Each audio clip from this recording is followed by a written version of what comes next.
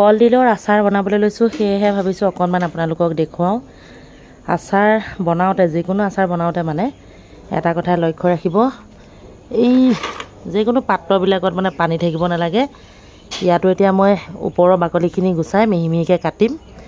ইয়াততো পানী ব্যৱহাৰ নকৰোঁৱে, মানে আগতীয়াকৈ ধুই ল'বও পাৰে, নুধুলেও ওপৰৰ বাকলিখন গুচাই দিলে ইয়াত একো প্ৰব্লেম নাই। 2-3খন গুচাই দিয়াৰ লগে লগে চাফা হৈ যাব। মিহি মিহিকৈ কাটি লওঁ, তাৰপৰা দেখুৱাম দেই কেনেধৰণে বনাওঁ। এনেধৰণে কাটি লোৱা হ'ল। এতিয়া এইফালে গৰম পানী পাতি থৈছোঁ, অকণমান বইল কৰি ল'ম।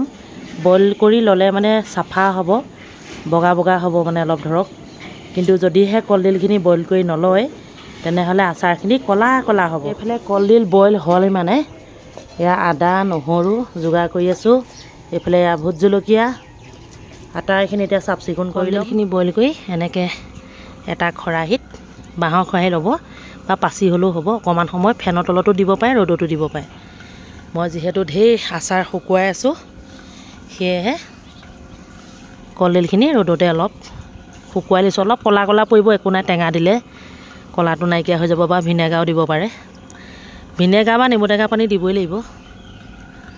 কলডিলৰ আচাৰখিনি বনাবলৈ লওঁতে এয়া মছলা, আদা নহৰু মিহি মিহিকৈ কাটি লৈছোঁ।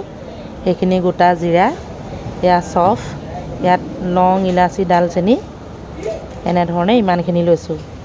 কিমান কিমান পৰিমাণৰ লৈছোঁ দেখুৱাই দিছোঁ আপোনালোকক। ইয়াক 50 গ্ৰাম 50 গ্ৰাম, এয়া 50 গ্ৰাম নহয় আৰু, দেখিছেই নহয়, ইমানখিনি লৈছোঁ। বাকী ইয়াতো আছে 50 গ্ৰাম। এইফালে হালধি, ৰেড চিলি, নিমখ সোৱাদ অনুসৰি লৈছোঁ।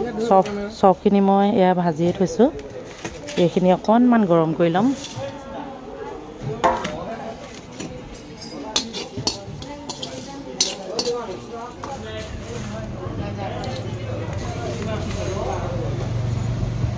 একেটা কেৰাহীতে মই তেল দিছোঁ, ইয়াত 250 গ্ৰাম, লগতে এয়া জইন আৰু কালা জিৰা লগে লগে দি দিম। এতিয়া কি জানেনে, এইয়া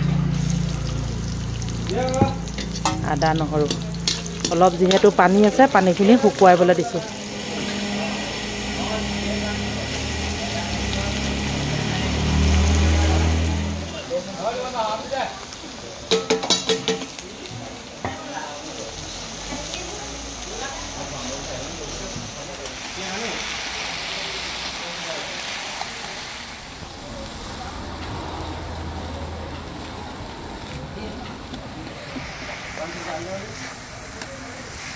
এইবাৰ মই কলডিলৰ আচাৰত ভিনেগাৰ ব্যৱহাৰ নকৰোঁ। এইবাৰ দিম আপোনাৰ বেলেগ এটা বস্তু। একেই ভিনেগাৰ কামেই কৰিব, আপোনালোকে চাওকচোন কি বস্তু দিম। এতিয়া আচাৰখিনি হৈ গ'ল। এনেধৰণেই কেৰাহীতে ৰাতিটো ঠাণ্ডা হ'বলৈ দিম। তাৰপিছতে এটা ডাঙৰ চিচাৰৰ বৈয়ামত ভৰাই থ'ম, মাজে মাজে ৰ'দত দিম। বছ, বহু দিনলৈ সংৰক্ষণ কৰিব পাৰিব কলডিলৰ আচাৰ। যিহেতু মই নেমু টেঙা ব্যৱহাৰ কৰিম, ভিনেগাৰ ব্যৱহাৰ নকৰোঁ, সেয়েহে এই গিলাচটোতে 1 গিলাচ ৰস উলিয়াম। এতিয়া সুন্দৰকৈ চেকনিয়ে চেকি কলডিলৰ আচাৰত মিশ্ৰণ কৰি দিম। বছ, বহু দিনলৈ কেতিয়াও কলডিলৰ আচাৰ বেয়া নহয়।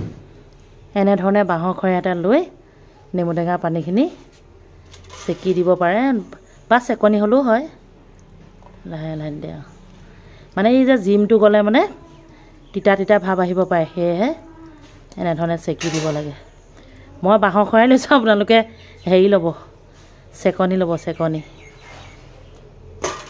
যিমানে সুন্দৰকৈ মিশ্ৰণ কৰিব, বহু দিনলৈ সুন্দৰ হৈ থাকিব, মানে বেয়া নহয়। এতিয়া মই ধুনীয়াকৈ মিশ্ৰণটো কৰি দিছোঁ।